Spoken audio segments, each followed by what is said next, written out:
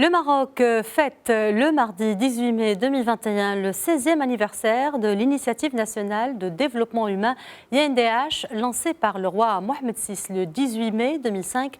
À cette occasion, nous avons le plaisir d'être en direct avec M. Abdellatif Komat, doyen de la faculté Hassan II des sciences juridiques, économiques et sociales de Casablanca. Bonsoir, M. Komat. Bonsoir. Alors, Monsieur Komat, pouvez-vous nous rappeler les objectifs de ce méga projet et nous tracer les grandes étapes par lesquelles il est passé depuis son lancement? Je voudrais tout d'abord souligner que ce projet cadre parfaitement avec la vision royale de placer l'homme au centre de toute dynamique de développement. D'autre part, il cadre avec la déclaration du millénaire des Nations Unies au début des années 2000, appelant justement à donner plus d'importance au développement humain. Et puis, il y avait également le cinquantenaire du Maroc qui a révélé un certain nombre de manquements en termes de développement humain. D'où cette initiative royale qui date de 2005 et qui est passée par 3 phases. La première phase de 2005 à 2010, la deuxième de 2010 à 2018, et la troisième de 2019 à 2023. En fait, les objectifs sont simples, c'est essentiellement d'agir sur la précarité, sur la pauvreté, de développer l'accès aux services publics, de réduire les inégalités et de permettre une intégration sociale dans le cadre d'un développement harmonieux, équilibré et intégré. Et depuis, bien évidemment, énormément de choses ont été réalisées au niveau des projets sociaux, au niveau des activités génératrices de revenus. Et puis, il y a eu un impact notamment sur l'amélioration de l'indice de développement humain au Maroc, sur la réduction de la pauvreté.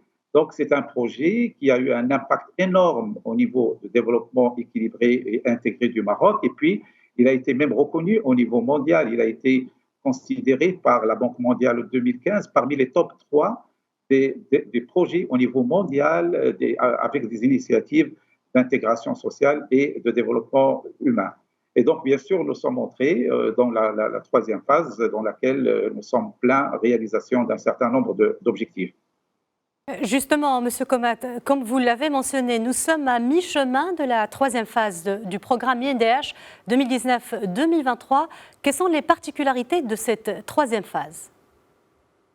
Alors, cette phase a été lancée lors du discours royal du 29 juillet 2018, dans lequel Sa Majesté a appelé tout d'abord à la consolidation des acquis de la phase 1 et 2, de continuer d'agir sur les fondements de l'INDH, la lutte contre la précarité, la pauvreté et l'accès aux services publics.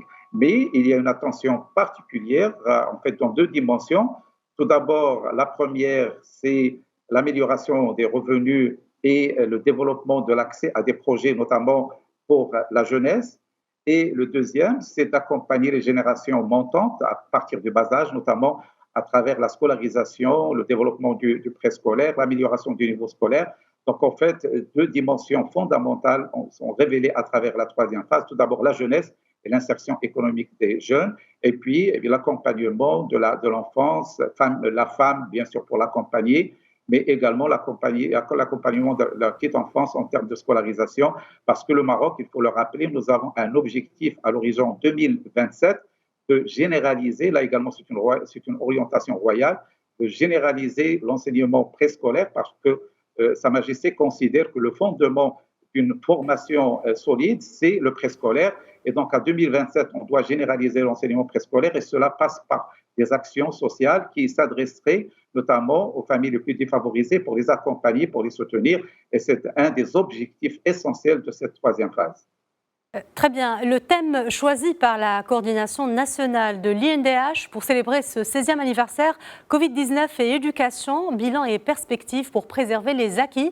À votre avis, quelle est la signification et la portée du choix de ce thème pour cette année? En fait, comme je l'ai dit, l'objectif de cette troisième phase, c'est d'agir notamment sur le côté éducationnel, notamment en fait envers la petite enfance et l'amélioration du niveau scolaire. Et bien sûr, nous avons vécu la période du confinement et l'impact du Covid. Et en fait, l'idée, en fait, le message apporté par cette célébration, c'est que ce que nous avons vu, que mon impact n'est pas en fait d'effet sur les améliorations que nous sommes en train de vivre. Il faut dire que l'indice de développement humain de 2010 à 2020 a connu une amélioration, une performance de 6%.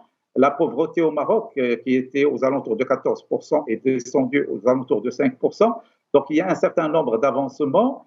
Et l'idée, c'est que ce que nous sommes en train de vivre comme impact, notamment en fait les 9,2 millions d'enfants et de jeunes au niveau des universités qui ont été touchés par la période de confinement, tout cela n'est pas d'impact sur l'abandon scolaire, sur la réduction des niveaux d'apprentissage. Et l'INDH place comme priorité pour cette année justement d'accompagner le secteur de l'enseignement de manière à ce que ce que nous avons gagné, qu'on le consolide et qu'on le développe et que le Covid n'ait pas d'impact sur justement les améliorations que connaît le Maroc en termes de renforcement dans son niveau éducationnel de bas âge, mais également au niveau scolaire, et puis également, bien sûr, tout ce qui est impact sur l'insertion économique des jeunes, qui sont les fondements, les fondamentaux de cette troisième phase.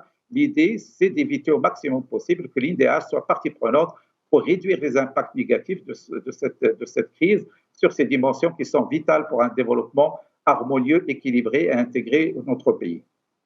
Merci Abdelatif Komat pour toutes ces précisions. Je rappelle que vous êtes doyen de la faculté Hassan II des sciences juridiques, économiques et sociales de Casablanca.